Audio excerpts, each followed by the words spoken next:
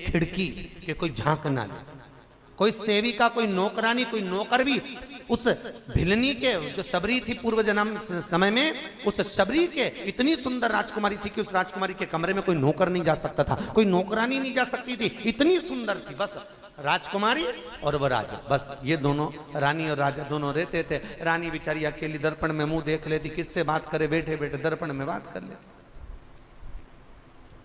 बड़ी दुखी। खूब करोड़ों का धन, अपार संपदा, सब कुछ सुख था। एक दिन उस रानी ने राजा से कहा, मैंने अपने गुरु के मुख से सुना था एक बार गंगा का दर्शन करना चाहिए, गंगा का स्नान करना चाहिए। मेरा मन है, मैंने जिंदगी में कभी आपसे कुछ नहीं मांगा, मुझे एक बार गंगा का दर्शन करा दीजिए, मुझे गंगा के घाट ले चलिए। राजा ने मन में सोचा, इसने कभी कुछ नहीं मांगा, एक बार इसको गंगा जी ले ही जाऊं। राजा ने अपने नगर से लेकर गंगा के घाट तक दोनों तरफ टेंट लगवा दिए और दोनों तरफ पर्दे लगवाकर रानी को राजा गंगा के घाट पर ले गया। और गंगा जी के घाट पर जब रानी पहुंची, रानी ने गंगा मैया में डुबकी लगाई और डुबकी लगाकर विनती करी, है मां, अगर तू शंकर की जटा में रहती है, अगर तू शिव की प्रिया है, शंकर की जटा में अगर तेरा निवास है और शंकर तुझे अत्यधिक प्रेम करते हैं, तो मां तुझसे बस केवल इतना मांगना है कि अगली बार मुझे जन्म देना तो सुंदर बनाकर मत भेजना, अगली बार मुझे जन्म देना तो मुझे सुंदर मत बनाना, अगली बार मुझे जन्म देना तो किसी राजा के घर में पैदा मत करना, अगली बार मुझे जन्म देना तो ऐसे जंगल में मुझे पैदा करना कि मेरा मन पड़े जहां चली जाऊं, जैसा मन पड़े वैसे रह लूं, मैं बंधन में ना रह पाऊं। और गंगा मैया ने विनती करी, जब अगला जन्म हुआ तो भील की लड़की भिलनी बन गई, पूरे जंगल में घूमती फिर, सुंदरता भी नहीं थी भगवान ने ज्यादा, श्याम कलर दे दिया। और तो भी गंगा की एक बार डुबकी से जो मन बदला था, दूसरे जन्म में वो काम आया। पशुओं की बलि चढ़ना थी और शबरी ने पूछ लिया, पिताजी ये पशु क्यों लाए? बेटे तेरी शादी हो रही है, बारातियों को काट काट कर खिलाना है। शबरी ने सोचा, बताओ मेरे चक्कर में इतने जीव मर जाएंगे, तो वो घर छोड़ के ही भग गई। वही शबरी बिलनी राम जी की प्रतीक्षा करती है और राम जी उसके दरवाजे पर, वही शबरी जो पूर्व की राजकुमारी थी, जो रानी थी, रानी। वो धन किस काम का? जिस धन में बंधन हो। वो स्वर्ण किस काम का? जिससे नाक कान ही कट जाए, वो स्वर्ण किसी काम का, वो धन किसी काम का, वो संपदा किसी काम का।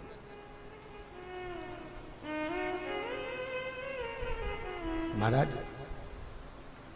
आज द्रौपदी ने एक गलती करी, जो वर मांगा, चलिए, और वो द्रौपदी का विवाह अर्जुन के साथ में हुआ, अर्जुन के साथ। राजा द्रुपद के घर में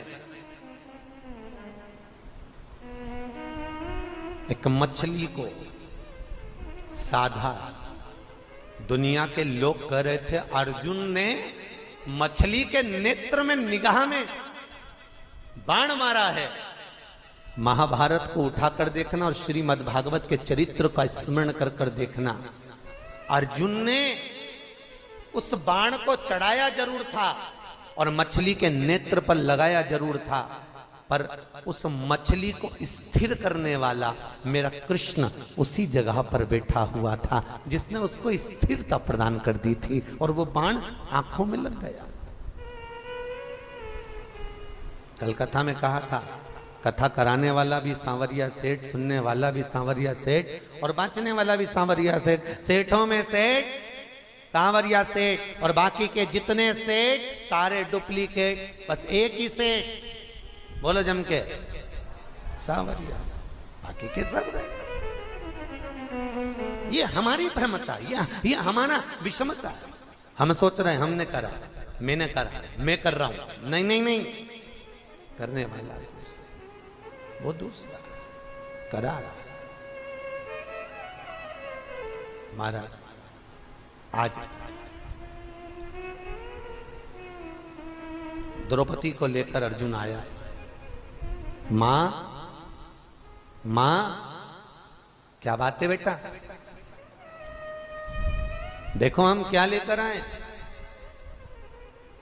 हम क्या लाए मां। मर रोटी बनाते बनाते कहती है 5 बांट लो। माता का प्रेम देखिए, 5 बांट लो। बस मां से एक गलती हुई कि मां ने देखा नहीं कि वस्तु है कि स्त्री है, देखा नहीं, 5 बांट लो। ये माता का प्रेम है, ये माता की करुणा, ये माता की वात्सल्यता। जिसके घर में 2 या 3 बेटे होते हैं, 4 बेटे होते हैं, तो बहुओं के मन में यही भ्रम चलता रहता है, सास सबसे ज्यादा चाहती है ना तो छोटे वाले को ज्यादा चाहती है, और छोटी वाली बहू को लगता है सास सबसे ज्यादा चाहती है ना तो बड़ी भाभी को ज्यादा चाहती है। उससे तो कभी कुछ नहीं कहती, बस बोलती तो मेरे से बोलती।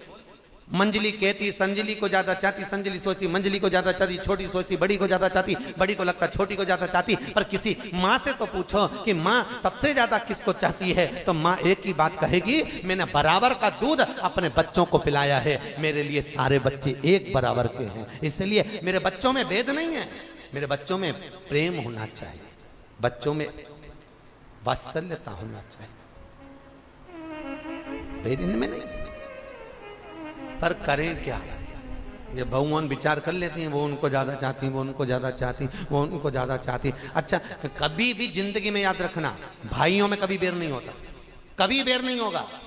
भाई से बढ़कर दुनिया में कोई भाई नहीं होता, कभी बेर नहीं होगा, भाइयों में कभी बेर नहीं होता। सबसे ज्यादा बेर तो जब चालू होता है, ये त्रिवेणी संगम जब इकट्ठी होती है, 3 घाट का पानी जब एक जगह पर आता है, तब जाकर ये बेर चालू होता है। वो धीरे धीरे स्लो पाइजन दिया जाता है, देख लो तुम्हारी मम्मी को उनने ऐसा कर दिया, देख लो तुम्हारे पापा को उनने ऐसा कर दिया, देखो तुम्हारे यहाँ वो ऐसा कर दिया। वो बेचारा स्लो पाइजन चढ़ते चढ़ते चढ़ते चढ़ते एक दिन जहर प्रकट कर देता है और विस्फोट हो जाता है। बस वही क्रम है, वही। कई बार आप लोग टीवियों पे भी कथा सुनते हैं, तो कई बार लोगों के फोन आते हैं, क्या गुरुजी तुम कथा में परिवार के लिए बहुत कहते हो। हमने कहा भागवत रामायण गीता तो पढ़ते पढ़ते तुम्हारी जिंदगी निकल गई। ऐसा कौन व्यक्ति है जिसको भागवत याद नहीं? सबको मालूम है, पहले दिन गोकर्ण होगा, दूसरे दिन शिव विवाह होगा, तीसरे दिन वामन अवतार होगा, चौथे दिन राम जन्म होगा, 5वें दिन गोवर्धन चरित्र, 6ठे दिन रुक्मणी ब्याह, 7वें दिन सुदामा चरित्र, और सब अपने घर। सबको कथा याद होगी और सब उसी हिसाब से आते हैं, सब उसी हिसाब से आते हैं। आज जितनी पब्लिक है उससे चौथे दिन ज्यादा आएगी, जन्म होगा, क्योंकि सबको मालूम है, सब इंतजार में बैठे, अभी काय को जाएंगे, जन्म में जाएंगे, जन्म में जाएंगे, सब इंतजार में बैठे। मतलब सबको कथा याद है, तो कथा सुनकर करोगे क्या? कथा की क्या जरूरत है तुमको? मुख्य चीज है, कथा के माध्यम से आपका जीवन संवरना चाहिए, कथा के माध्यम से आपका घर संवरना चाहिए, कथा के माध्यम से आपका आत्मशुद्धि होना चाहिए। जो मन का मेल है, महाराज, गुरु धोबी शिष्य कपड़ा। शिष्य कौन है? कपड़ा। गुरु धोबी शिष्य कपड़ा, साबुन सिरजनहार। बट्टी भी अच्छी जोरदार है, पहले चलती थी सांची की बट्टी कपड़ा धोने की, कपड़ा गल जाए पर बट्टी ना गले।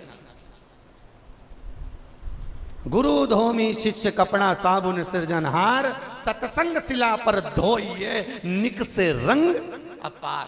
जब गुरु धोए तो ऐसा धोए कि एकदम वस्त्र साफ हो जाए, मन एकदम शुद्ध हो जाए, सात्विक सार्थक हो जाए, साहब लगना चाहिए।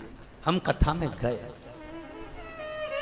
इतनी दूर दूर से आप लोग कथा में आए हो, आगरा से माताएं कथा सुनने के लिए आई हैं, धन्यवाद। कई लोग शाजापुर से आए हुए हैं कथा सुनने के लिए, उनको भी धन्यवाद। एक पूना से आकर बैठी हुई हैं, आपको भी बहुत बहुत धन्यवाद। तो जो लोग आए हुए हैं कथा सुनने के लिए, उनको बहुत बहुत साधुवाद। ना तालियों की गड़गड़ाहट, ना बहुत बहुत साधुवाद। पर मुख्यतः हमारे जीवन का, अगर हम यहां पहुंचे हैं तो घर जब जाएं तो घर के लोगों को लगना चाहिए अम्मा कुछ बदली बदली सी दिख रही है। तो समझ लो कथा का असर हुआ, नहीं तो जैसी थी वैसी की वैसी। तो क्या मतलब कथा सुनने से, क्या मतलब हुआ? यहाँ से सुनी, यहाँ से निकाल दी, बची कुची थी झड़ा दी, और जाते जाते नुक्ति का प्रसाद मिल गया, ले लिया, घर गए, सबको दे दी नुक्ति। घर वालों ने पूछा कहाँ गई थी? कथा में। कहाँ गई थी? गुफा मंदिर कथा हो रही है, मानस भवन। अच्छा, कौन करा रहा है? श्री चंतका जी गर्ग जी करा। अच्छा, तो तुम कथा में गई थी तो क्या लेती आई? लो नुक्ति। तो कथा में से और कुछ लाई, जो लाने का था वो तो सब छोड़ी आई, बस केवल एक प्रसाद लेकर आई है, केवल प्रसाद। और भागवत का प्रसाद, ये बूंदी, कचौड़ी, सेव, इमरती, आलू बड़ा, ये भागवत का प्रसाद नहीं है। भागवत का तो प्रसाद होता है तुलसी का दल, और तुलसी का दल भागवत का प्रसाद मात्र एक कण का मात्र भी छोटा सा भी मिल गया तो वो सुख का अनुभव करा देता। प्रसाद मिलता। इसलिए 33 कोटि देवताओं में केवल एक देवता ऐसा है जिसका प्रसाद रात भर भी नहीं रखाता। 33 करोड़ देवी देवता में, 33 कोटि देवता में केवल एक देव है, देव अधिदेव महादेव, जिनका प्रसाद रात भर नहीं रखा था। शंकर का प्रसाद उसी दिन खाना पड़ता है। रात भर रखा जाए तो वो प्रसाद गणों का हो जाता है, प्रेतों का हो जाता है। उस प्रसाद को फिर दूसरे दिन नहीं खा सकते। शिव का प्रसाद, आप में से कई माताओं ने संकट सोमवार करे होंगे, 16 सोमवार करे होंगे, सबको मालूम होगा। प्रसाद के 3 भाग करो, 2 भाग समर्पित, 1 भाग खाओ, पर उस प्रसाद को रात भर घर में नहीं रखना, उसी दिन खिला खुलू के समाप्त करो। रात भर रखा तो वो गणों का भाव हो गया, फिर वो रखा हुआ भगवान शंकर के गण का हो जाता, फिर वो अपने खाने के लायक नहीं रहता, अपन नहीं खा सकते। क्यों? क्योंकि शंकर भगवान कहते हैं मेरे दरवाजे से लेकर जाए तो शुद्ध भाव में लेकर जाकर शुद्ध भाव में ही आरोग्य ले, शुद्धता के भाव में, आनंदता के भाव में तो स्वीकार करो। आनंद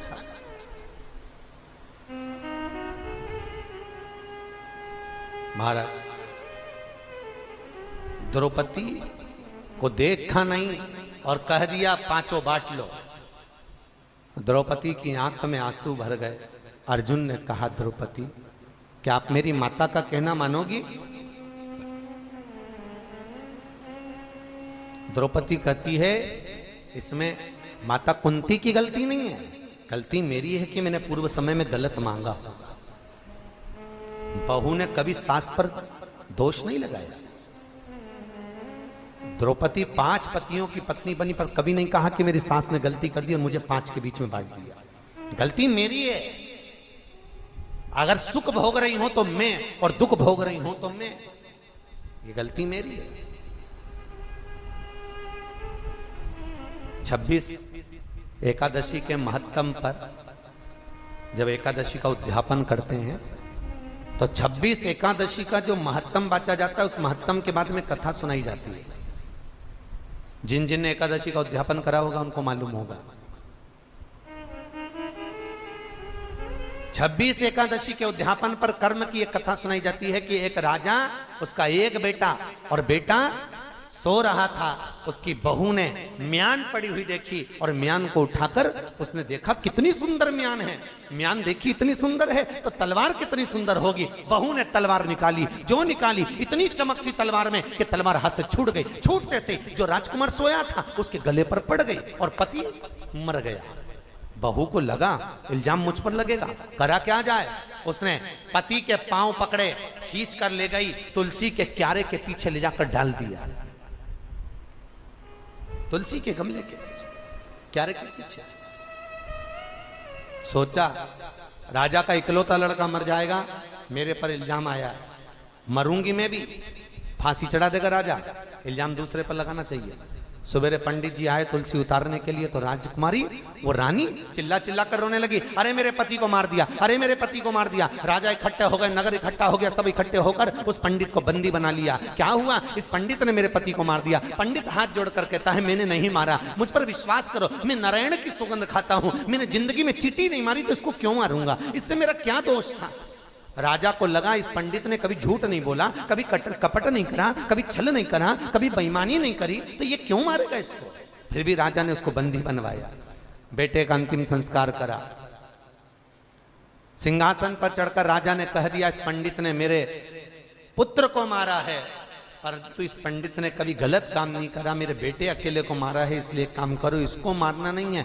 इसने जिस हाथ से मेरे बेटे को मारा था, इसका वो हाथ काट दिया जाए। और पंडित का हाथ कटा। हाथ कटकर पंडित जी मंदिर को छोड़कर चले गए अपने गुरुजी के पास। गुरुदेव, गुरुदेव। गुरुजी बोले, बोल बेटा, कैसे आना हुआ? गुरुजी, मैंने कभी बेईमानी नहीं करी, छल नहीं करा, कपट नहीं करा, झूठ नहीं बोला, प्रपंच नहीं करा, फिर मेरा हाथ क्यों कटा? मैं तो भगवान की सेवा करता था। गुरुजी बोले, मैं किसी का कर्म नहीं बखान सकता, एक काम कर, मेरे गुरु काशी में मणिकर्णिका के घाट पर रहते हैं, तू वहां चले जा। वहां गया, गुरुजी के यहाँ दरवाजा बजाया। गुरुदेव, गुरुदेव। गुरुजी तो नहीं थे, गुरुजी की पत्नी थी, निकल के बाहर आ गई। क्या है? गुरुजी हैं? अरे मर रहा होगा कहीं खोड़ला, तेरा गुरु आ गए, गुरुजी हैं, जा उधर मर जाके। गुरुजी गुरुजी करते रहेंगे, जब देखो जब आकर, निकल यहां से बाहर। और धक्के मार कर निकाल दिया पत्नी ने। वो बाहर जाकर बैठ गया। शाम को धर्म पत्नी कहीं गई, फिर इसने दरवाजा बजाया। दरवाजा बजाया तो गुरुजी अंदर थे, निकल कर बाहर आए। बोलो बेटा, क्या बात है? गुरुजी, मुझे आपसे मिलना है, आप मिलेंगे 2 मिनट? हाँ, आओ बेटा अंदर बैठो। क्या बात है? गुरुजी, मैं अपना भाग्य पूछने आया था, मैं अपना कर्म पूछने आया था। पर गुरुजी, मैं अपना भाग्य, अपना कर्म बाद में पूछूंगा, पहले ये बताओ गुरुजी, आपने कौन सा ऐसा कर्म करा? मैं सवेरे आया था, दरवाजा बजाया था, आपकी पत्नी ने इतनी गाली दी, आपको इतने अपशब्द बोले, आपने कौन सा कर्म ऐसा करा था जो आपको ऐसी मिली? गुरुजी, ऐसी मिली है। ऐसा कौन सा कर्म करा था? पत्नी भी कर्म से मिलती है।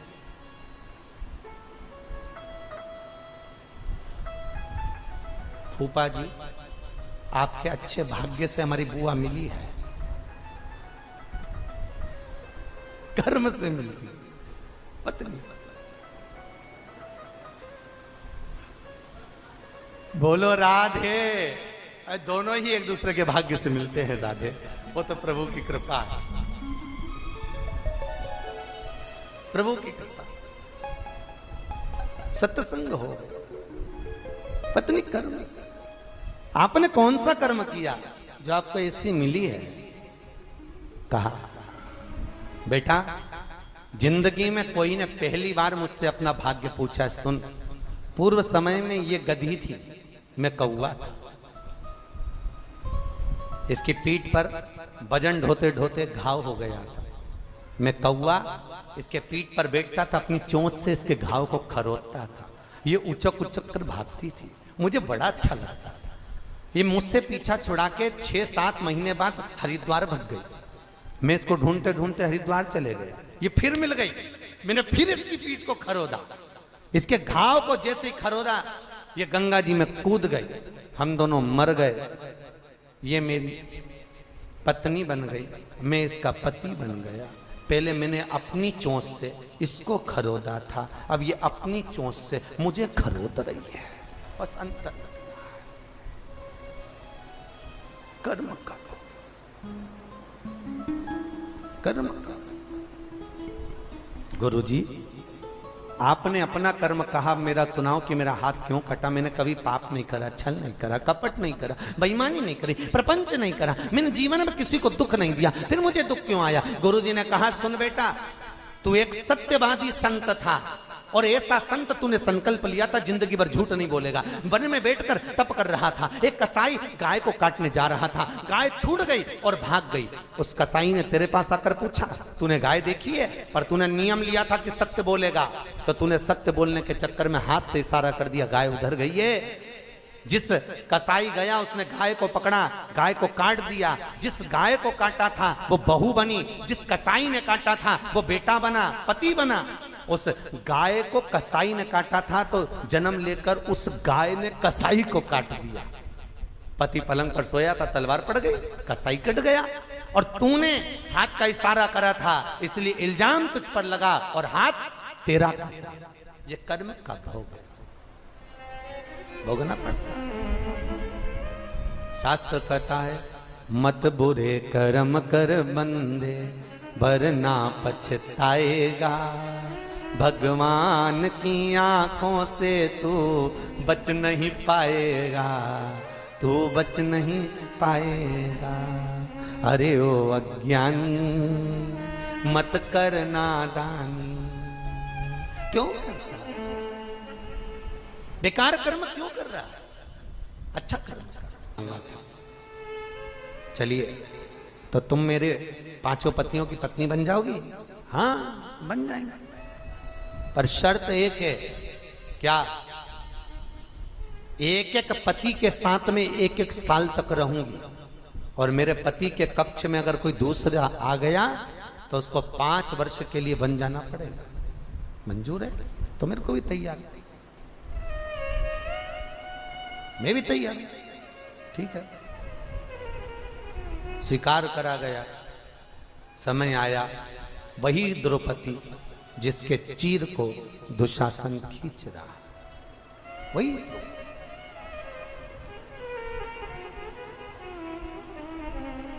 द्रौपदी। और याद रखना, ये दुशासन द्रौपदी के वस्त्र को अगर खींच रहा है तो इसके पीछे भी कारण है, इसके पीछे भी कारण है।